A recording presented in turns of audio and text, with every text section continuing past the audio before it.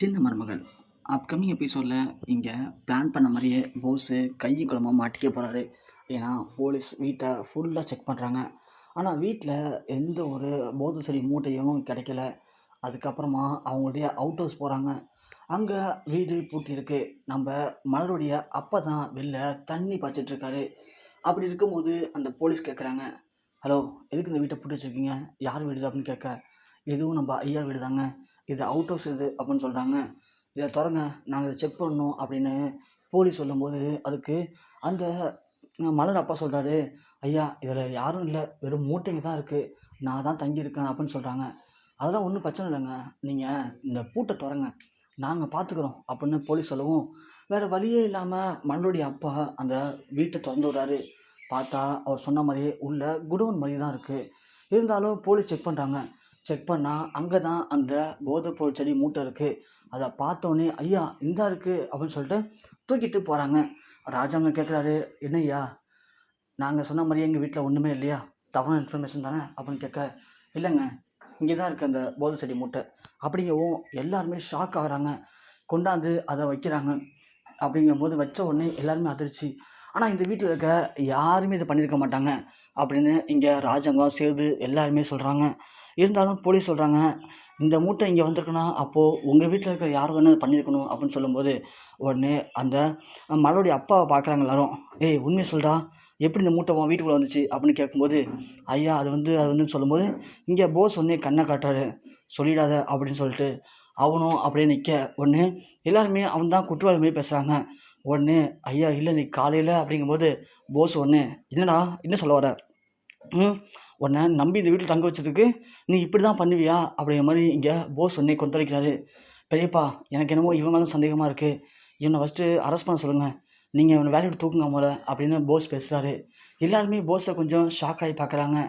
ஏன்னா அவருடைய பொண்ணு தான் போஸு கல்யாணம் பண்ணியிருக்கான். மாமா அப்படிங்கிற கொஞ்சம் கூட மரியாதை இல்லாமல் அவன் இவன் சொல்லி அவரையே மாற்றி விட ட்ரை பண்ணுறாரு. மலர் இங்கே உடனே அதை பார்த்துட்டு அழுவ ஆரம்பிக்கிறாங்க. உடனே சன்னியாசி சொல்கிறாரு, ஏய் போஸு, உனக்கு இதுக்கு சம்மந்தம் இல்லைல்ல அப்படின்னு கேட்க, பா என்னப்பா சொல்கிறீங்க, எனக்கு அதுக்கு என்ன சம்மந்தம் இருக்குது, நீங்கள் சும்மா இருங்க, தேவையில்லாமல் என்ன கோத்து விடாதீங்க அப்படின்னு போஸ் இங்கே சொல்ல, டேய் நான் ஒன்று தான் கேட்குறேன், உனக்கும் இதுக்கும் சம்மந்தம் இல்லையா அப்படின்னு கேட்க, பா எனக்கு இதுக்கெல்லாம் சம்மந்தம் இல்லைப்பான்னு சொல்ல, ஈஸ்வரி உடனே என்னங்க நம்ம போய் சந்தேகப்படுறீங்க நீங்கள் அப்படின்னு சொல்கிறாங்க. நீ வாயை மூடுறீ முதல்ல அப்படின்னு சொல்லிட்டு சன்னியாசி போஸ்கிட்ட வந்து திரும்பவும் கேட்குறாரு. போஸு அதெல்லாம் எதுவுமே கிடையாதுன்னு சொல்லும்போது பல்லாரும் விடாரு போஸை, உண்மையை சொல்கிறா அப்படிங்கவும் அப்படியே போஸு அமைதியாக நிற்கிறான். நீ உண்மையை சொல்ல மாட்ட அண்ணன், இந்த மூட்டை எல்லாத்தையும் அவுட்டர்ஸில் கொண்டு வந்து வச்சது இவன் தானே அப்படின்னு சொல்லவும் இங்கே ராஜாங்க செம்ம ஷாக்காகிறாரு. என்ன சன்னியாசி அப்படின்னு கேட்டா, ஆமாண்ணே இவன் தான் அவனை வச்சுருக்கான், இதை நான் சொல்கிறத விட அவர் சொன்னால் கரெக்டாக இருக்கும் அப்படின்ட்டு மகாலிங்கம் வாங்க அப்படின்னு கூப்பிட்றாங்க. பார்த்தா மகாலிங்கம் வராரு. வந்த உடனே இவர் யாரோ பார்த்த மாதிரி இருக்கேன்னு இங்கே ராஜன் கேட்க, அப்போ தான் சனியை சொல்கிறாரு, மாமா அண்ணன் வேறு யாரும் இல்லை, இவர் நம்ம தமிழ்ச்செல்வி கல்யாணத்தை நிப்பாட்டுறதுக்கு தமிழ்ச்செல்வி போலீஸ்க்கு ஃபோன் பண்ணி சொன்னதுன்னு சொல்லி நம்மகிட்ட சொன்னார் வந்து, அவர் தான் இவர் அப்படிங்க ஒரு ராஜாங்கம் வணக்கம் வைக்கிறாரு. வாங்க என்னாச்சு சொல்லுங்கள் அப்படின்னு கேட்கும்போது இங்கே மகாலிங்கம் நடந்த எல்லாத்தையும் சொல்கிறாரு. அது மட்டும் இல்லை, இவங்கெல்லாம் போலீஸ் கிடையாது, என்னுடைய ஆளுங்க தான், எல்லாம் ரிட்டையர்ட் ஸ்டாஃப் தான், அதுவும் இல்லாமல் இந்த மூட்டைக்குள்ளே இருக்கிறது போர் செடியும் கிடையாது, எல்லாமே கீரை தான் ஐயா. இப்படி மூட்டைக்குள்ளே இருக்கிறது என்னன்னு தெரியாத ஒரு அரை வேக்காட்டை தான் நீங்கள் உங்கள் பையன் கூட ஏற்பட்ட மனஸ்தாபத்தினால அவனை உங்களுடைய வாரிசாக நினச்சிட்ருக்கீங்க. அவன் அந்த வாரிசுக்கு ஏற்ற ஆள் கிடையாது ஐயா. இவன் இவ்வளோ பெரிய குடும்பத்தில் பிறந்திருக்கமேன்னு கொஞ்சம் கூட கவலைப்படாமல் என்கிட்ட வந்து போதை செடி கடத்தினா எவ்வளோ அமௌண்ட் கிடைக்குன்னு கேட்குறான். நீங்கள் இவனை போய் நம்பி அவனுக்கு ஏகப்பட்ட பொறுப்பை கொடுத்துருக்கீங்க. அந்த பொறுப்புக்கு இவன் ஏற்றவன் கிடையாது அப்படிங்கிறத நிரூபிக்கிறதுக்காக தான் நான் இப்படி ஒரு நாடகத்தை போட்டேன் அப்படின்னு சொன்ன உடனே இங்கே ராஜாங்கம் செம்மையாக கொந்தளிச்சிடுறாரு. ஒரு பக்கம் போஸு என்ன பண்ணுறது தெரியாமல் தலை குனிஞ்சு நிற்கிறான். திரும்பவும் சொல்கிறாரு மகாலிங்கம், நீங்கள் தவறான ஆளை உங்கள் கூட வச்சுருக்கீங்க, அப்படி இவன் நம்பி இன்னும் நீங்கள் பொறுப்பை கொடுத்தீங்க அப்படின்னா கண்டிப்பாக அவன் ஒரு குடும்பத்தை ஒரு நாள் சந்தி சிரிக்க வச்சிருவான் பார்த்துக்கோங்க அப்படின்னு மகாலிங்கம் சொல்லிட்டு அவர் அங்கேருந்து கிளம்பிடுறாரு. உடனே இங்கே சன்னியாசி, அண்ணன் இவன் பண்ண தப்புக்கு என்ன மன்னிச்சிடுங்கண்ணே, நான் மன்னிப்பு கேட்டுக்கிறேன், எனக்கே இன்றைக்கி காலையில் தான் மகாலிங்கம் எல்லாத்தையும் சொன்னார், கேட்டோன்னே ரொம்ப அதிர்ச்சியாக இருந்துச்சுண்ணே, ஆனால் இப்படியாப்பட்ட புள்ளையை பெக்கக்கூடாதுண்ணே, நான் பெற்று வளர்த்துட்டேன், இவனுக்கு என்ன தண்டனைங்கிறத நீங்களே கொடுங்கண்ணே அப்படின்னு சொல்கிறவும் உடனே இங்கே ராஜாங்க சொல்கிறாரு, சன்னியாசி பூஜை ரூமில் இருக்க சவுக்க போய் எடுத்துருவா அப்படின்னு சொல்லவும் இங்கே எல்லாருமே அதிர்ச்சி அடைகிறாங்க. சன்னியாசியும் போய் சவுக்கு எடுத்து போயிடாரு. உடனே ராஜகம் தொண்டை தூக்கி கீழே வச்சுட்டு, ஏண்டா எவ்வளோ பெரிய குடும்பத்தில் பிறந்துட்டு என்னம்மா எனக்கு கேடுகிட்ட அவளை பார்த்துருக்க, போதை செடி கடத்தணுமா உனக்கு போதை செடின்னு சொல்லி சவுக்க வச்சுட்டு போட்டு வளைச்சி வெளுத்து வாங்குறாரு போஸை. ஈஸ்வரி ஓடி வந்து லாஸ்ட்டாக ராஜாங்க காலை பிடிச்சி கெஞ்சுறாங்க. மாமா விட்டுருங்க மாமா, என் புள்ள செத்துருவோம் மாமா, என் புள்ள தெரியாமல் தப்பு பண்ணிட்டான், இனிமேல் இந்த தப்பை பண்ண மாட்டேன் மாமான்னு சொல்லி கெஞ்சவும் இங்கே ராஜாங்கம் விட்டுறாரு. அப்புறம் போஸை எல்லாருமே கைத்தெல்லாம் தூக்கிட்டு போய் ரூமில் படுக்க வைக்கிறாங்க. பார்த்தா உடம்பு முழுக்க அப்படியே சவுக்கால் அடித்து அடித்து அப்படியே பட்டை வீங்கி போயிருக்கு. அதை பார்த்த ஈஸ்வரிக்கு ஒன்றுமே சொல்ல முடியல. போஸை திட்டுறாங்க.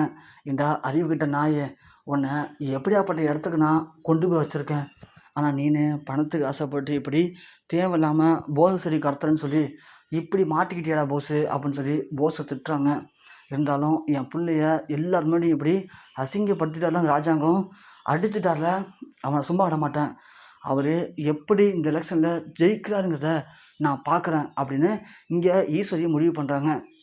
உடனே போஸ்கிட்ட சொல்கிறாங்க, போஸு உனக்கு தெரிஞ்ச ஆளுங்களை வச்சு இப்போது ராஜாங்கம் நிற்கிற அந்த தொகுதியில் யார் யாரெல்லாம் நமக்கு அகைன்ஸ்டாக இருக்காங்கன்னு செக் பண்ணிவிட்டு அவங்கள்ட்ட எவ்வளோ செலவானாலும் பரவாயில்ல பணத்தெல்லாம் கொடுத்து இந்த ராஜாங்கம் தோற்று போய் ஒன்றை இன்றைக்கி எப்படி எல்லார் முன்னாடியும் அடித்து அசிங்கப்படுத்தினாரோ அதே மாதிரி நாம் எப்படி கூனி குறுகி நின்றோமோ அதே மாதிரி அவரும் தோற்று போய் அந்த அசிங்கம் தாங்காமல் கூனி குறுகி நிற்கணும்டா.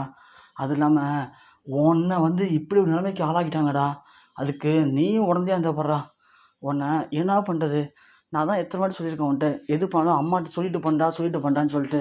அப்படிங்கும்போது இங்கே போஸ் சொல்கிறான், இல்லைம்மா என்னை அந்த மகாலிங்கம் தாம்மா எல்லாம் ஏமாற்றிட்டான், என்னை வேணும்னு நம்ப வச்சு கழுத்து அறுத்துட்டாமா அப்படின்னு சொல்லவும், ஆமாம் அவனை குறை சொல்லிட்டா, நீ இது மாதிரி பண்ண போகிறேன்னு என்கிட்ட ஒரு வார்த்தை சொல்லியிருந்தானா நான் அப்பயே உன்கிட்ட சொல்லி உன்னை கொஞ்சம் ஜாக்கிரதையாக இருக்க வச்சுருப்பேனடா அப்படின்னு சொல்கிறாங்க.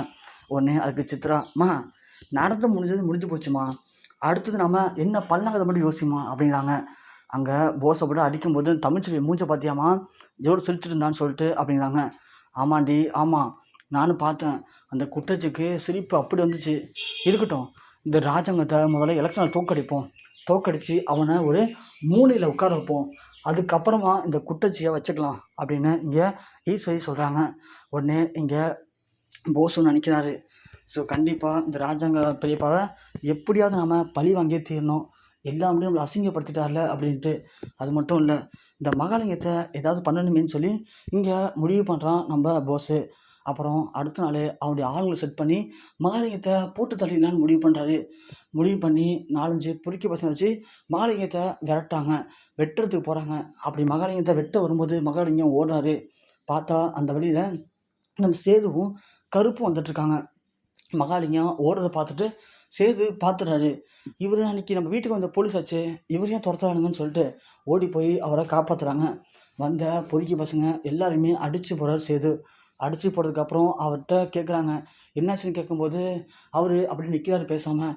அந்த பொறுக்கிங்கெல்லாம் பிடிச்சி அடித்து உண்மையை விசாரிக்கும் போது தான் தெரியுது அது போஸ் ஆளுங்க தான் சொல்லிட்டு. இங்கே மகாலிங்கமே ஷாக் ஆகிறாரு. பாத்தியா தம்பி, உன்னுடைய தம்பி போஸு என்னை உயிரோடு விட மாட்டான், ஏன்னா அவனை பற்றின உண்மையை நான் வெளியே கொண்டு வந்துட்டால, அதுதான் என்ன இப்படி கொல்றதுக்கு ஆரம்பிச்சிருக்கான். இந்த நேரத்தில் நான் இன்னொரு முக்கியமான விஷயத்த உங்ககிட்ட சொல்கிறேன். அன்றைக்கி நான் அதையும் சொல்லியிருக்கணும், தப்பு பண்ணிட்டேன். நான் அன்றைக்கி பண்ண தப்பு தான் இன்றைக்கி இவ்வளோ பெருசாக வந்து உருவெடுத்து நிற்கிது. உண்மையை சொல்லணும்னா அன்றைக்கி தமிழ்ச்செல்வி சொல்லி போலீஸ் வரலப்பா, அன்றைக்கி போலீஸ் வந்தது வேறு ஒரு விஷயத்துக்கு தான் வந்துச்சு. அது மட்டும் இல்லை, அன்றைக்கி தமிழ்ச்செல்வி சொல்லி தான் போலீஸ் வந்துச்சு அப்படிங்கிற உண்மையை என்னை சொல்ல சொன்னது ஈஸ்வரியும் போஸும் தான். எனக்கு சரக்கை வாங்கி கொடுத்து என்ன அப்படி பேச வச்சுட்டாங்க, என்னை மன்னிச்சுன்னு சொல்லி நடந்த உண்மையை போட்டு உடைக்கிறாரு மகாலிங்கம். அதை கேட்டோடனே இங்கே சேதுக்கும் கருப்புக்கும் செம்ம அதிர்ச்சியாக இருக்குது. அப்படி பாவீங்களா, அப்போது எங்கள் குடும்பத்தை ஒட்டுமொத்தமாக அழிக்க நினைக்கிறது இந்த ஈஸ்வரி போஸ் குடும்பம் தானா, இந்த அப்படியே வந்து அப்பாட்ட சொல்லுங்கள் வாங்கன்னு சொல்லி மகாலிங்கத்தை அழைச்சிட்டு சேது நேராக ராஜாங்கத்திட்ட போகிறாரு. போயிட்டு ராஜாங்கத்திட்ட நடந்த எல்லா உண்மையும் மகாலிங்கம் சொல்லவும் இங்கே சவுக்கு எடுக்கிறாரு நம்ம ராஜாங்கம். ஈஸ்வரியை போட்டு வெளுத்து வாங்குறாரு. நீங்கள் இருக்கிற வரைக்கும் இந்த குடும்பம் உருப்படாது, ஒழுங்கு மரியாதையாக இந்த வீட்டை விட்டு வெளியே போயிடுங்க, இல்லைன்னா நடக்கிறதே வேறன்னு சொல்லி சொல்லவும், சன்னியாசி, ஈஸ்வரி, சித்ரா அப்புறம் போஸு 3 பேரையும் பிடிச்சி வீட்டை விட்டு வெளியே தள்ளுறாரு. இனிமேல் உங்களுக்கு வீட்டுக்குள்ள வேலையே இல்லை, அந்த கார் ஷெட்டில் போய் உட்காருங்க, அங்கே உட்காந்து நீங்களே சமைச்சு சாப்பிட்டா தான் உங்களுக்குலாம் புத்தி வரும்னு சொல்லி அவங்கள அடித்து விரட்டாங்க. அப்புறம் ராஜாங்கம் அப்பத்தாட்ட சொல்லி அப்பத்தா போய் தமிழ்ச்செல்வியை வீட்டுக்குள்ளேயும் அழைச்சிட்டு வராங்க. தமிழ்ச்செல்வி மேலே எந்த தப்புமே இல்லைங்கிறத இப்போது ராஜாங்கம் குடும்பமும் புரிஞ்சுக்கிறாங்க. சேது அப்படியே தமிழ்ச்செல்வியை பார்த்து ஒன்றுமே பேச முடியாமல் கூனி குறுக்கி நிற்கிறாரு. ராஜாங்கம், தமிழ்ச்செல்வி, சேது 2 பேருமே பார்க்குறாரு. நான் ரொம்பவுமே அவசரம் பண்ணிட்டேன், யார் நல்லவங்க யார் கெட்டவங்கன்னு தெரியாமல் யாரையும் நம்பிட்டேன். ஆனால் கடைசியில் என் பிள்ளையும் என் மருமகளும் தான் நல்லவங்களா இருந்திருக்காங்க, அதை புரிஞ்சுக்க தெரியாத ஒரு மக்கா இருந்திருக்கேன் நான் சொல்லி ராஜாங்கம் அப்படியே நில குழஞ்சி போய் கீழே உட்கார்றாரு. உட்காந்து பயங்கரமாக அழுகுறாரு. மோகனா ஓடி போய் ராஜாங்கத்தை அழுவாதீங்கன்னு சொல்கிறாங்க. அப்படியே ரொம்ப ஃபீல் பண்ணி புலம்பிக்கிட்டு அழ ஆரம்பிக்கிறாரு நம்ம ராஜாங்கம்.